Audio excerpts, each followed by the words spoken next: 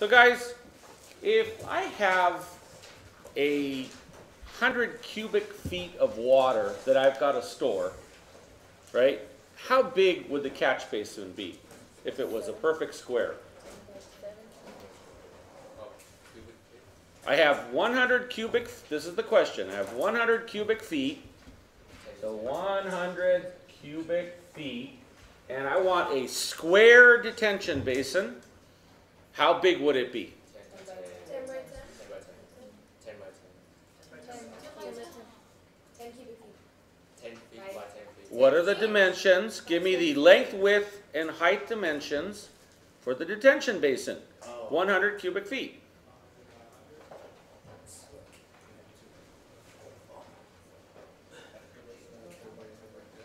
No, it's not. It's like 2 to 3. Okay, well, hold on. So this is cubic feet. So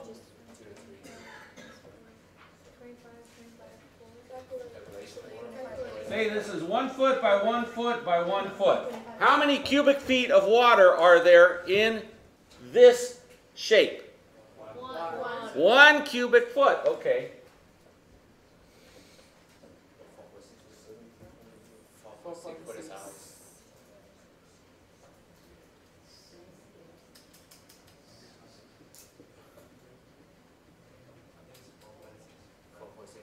Okay, now, assuming that these are all 1 foot by 1 foot, how many cubic feet of water do I now have?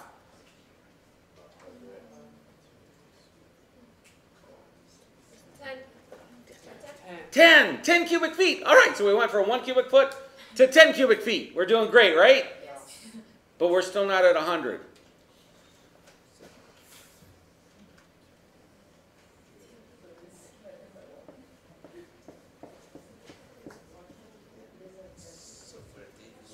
So now there are 10 and 10 and 10 and 10 and 10.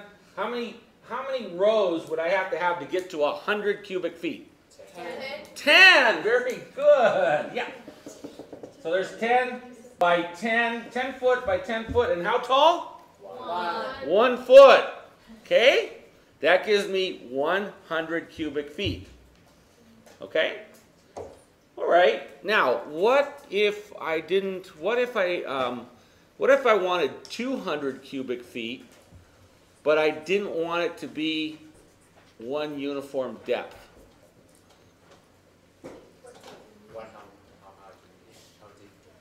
I don't know, because see, the answer for how big is it if it's square, right, could have been 10 by 10 by 1 foot, right? Or it could have been 1 by 1 by 100 feet, right? Those are both squares that would give me 100 cubic feet, okay? So, but now, can you imagine if I did this same thing in cubic feet, but then I stepped it in. So this is looking at it in section. And then I stepped it in again.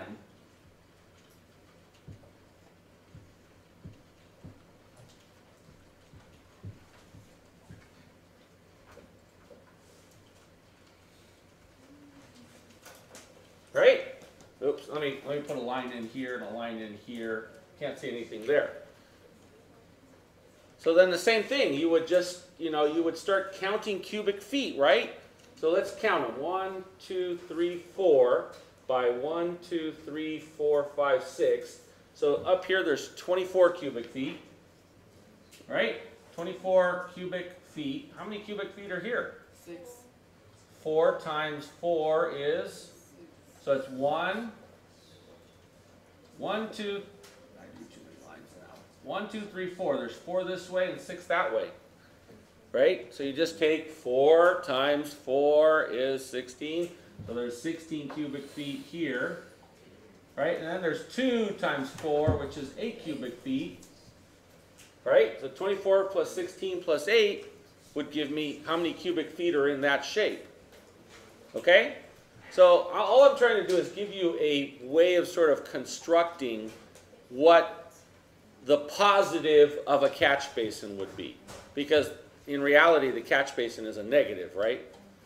So all of you by next class are going to have to know how big your catch basin needs to be to keep 0 water from going off your site. Or if it goes over, then we'll have a conversation, but I don't think it will. Okay? So we want to keep the water from going off your site. So you guys have to know how big your your detention basin needs to be. Okay? And what I want you guys to do is I want you to think in this same way. So let's say you came up with, I've got 4,000 cubic feet of rainwater to deal with, right? So you could say, okay, if that thing was a perfect square, right, I could say 4,000, right, and then hit the square root key. Let me turn my phone sideways. So square root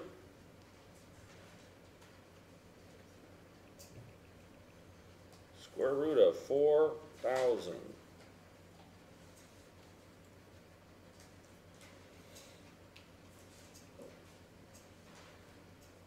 So 63 by 63, right? 1 foot deep, 63 by 63, and that's 63¼ feet, would give me a catch basin that's big enough to capture 4,000 gallons or 4,000 cubic feet of water. Okay? So what I need you guys to do now is I need you guys to, in addition to redoing all the calculations for your site, based on the new handout that I gave you that I hope is clear, right? I need you guys to also start to draw your detention basin somewhere on that site.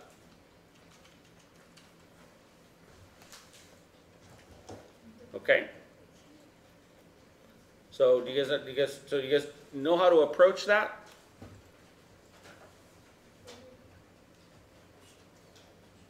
Yes, June? It's like if you want to know how big the basin is, depending on how hours the rain.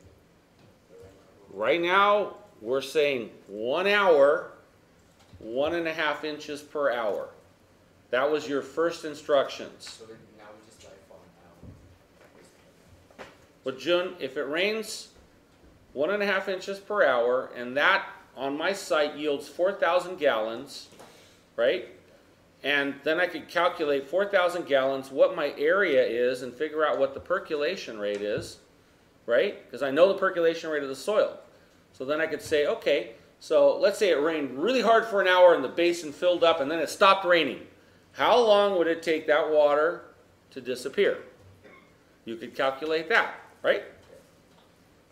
So your homework, one of your homeworks is to, on that site that you are already putting a building on and you're putting a pool and you're putting walkways and a driveway, right, is to show the detention basin the right size based on your calculations for 1.5 inches per water, 1.5 inches of rainfall per hour for 1 hour, okay, with 1/4 inch of percolation. Now, in addition to that, I am going to kick it up. I'm going to say 3 inches of rain for an hour, same percolation rate. So what I want to see is, I want to see your calculations done twice, one at 1.5 inches and the other one at 3 inches per hour. Okay? Same percolation rate. And I want you to show me what the detention basin would be to catch all of that water in the detention basin for each scheme. It'll be the same one. You'll just draw a line for one and then draw a line for the other. You are welcome to start to design a shape. It doesn't have to be a square. It can be a shape for the detention basin. You can make a boomerang. You can make a triangle. You can make an amoeba. You can make whatever you want for the shape. Right? In the end, you're going to draw the shape and you're going to go to Rhino and you're going to go area, enter, click. The area of your amoeba is 3,000 square feet. And you're going to say, okay, so 3,000 square feet. So if I need to capture 4,000 gallons of water, right, I would take I would take 4,000, I would take 3,000 and divide it by 4,000, and it would say 1.3 feet. So my amoeba needs to be 1.3 feet deep to catch that much water. You could even model it in Rhino, right? And then you could type in area, and it'll give you a cubic foot calculation of how much cubic feet is in that thing. You could model it as a shape and Boolean it out of your site, and there's your basin, and then you take the shape and you go area of the shape or volume of the shape, and it'll tell you what the volume is. In Rhino, you don't have to do any thinking. Wow.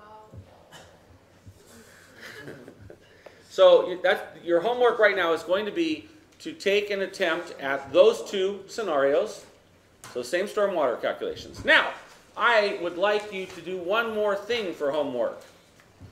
All right, so far you guys have not been designing architecture, you've been designing engineering, right? It doesn't move you, as Corbu would say. Right? What's the saying, Hero? You use wood, concrete, blah, blah, blah, and with these you construct a home. I am happy. That is ingenuity at work, right? But then something about light and this and that. Now you move me, you touch my soul, you make me happy. That is architecture. I'm paraphrasing. At any rate, so all of you have been designing just boxes and stuff. So what I'd like you guys to do is I'd like you guys to take an attempt, right, based on your 3 previous semesters of design, or 2, right, to come up with an attempt for an architecture. I am not interested whatsoever in you guys guessing at what energy efficiency looks like. Other than if you want to, and I'm looking right at you, Nate, I think it was you, maybe been someone else, that said, well, so is a square the most efficient, energy efficient thing? So if you want to take that into consideration, you can, right? The compact shape, remember, for surface area? So, all right.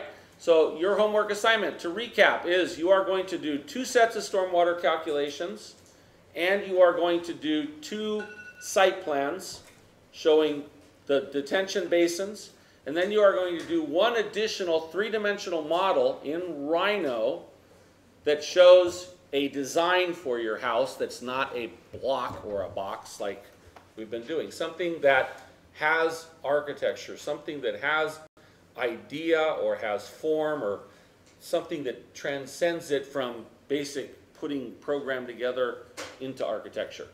You will upload photographs and PDF images of those things, right, by 4 o'clock in the morning of Thursday. Please, for those of you that are not paying attention, you must submit things in horizontal frame, not vertical frame. Many of you are losing points on your homework because you're not submitting stuff horizontal. You're submitting it vertical. Some of you even did it horizontal, but for some reason when it printed vertical, and you submitted it, so everything's sideways, and it's wrong. When it shows up on my screen, it has to look horizontal with the text horizontal. Is that clear? All right. Thank you very much. This has been recorded. This will be placed into the Canvas page so you can review it. Thank you very much.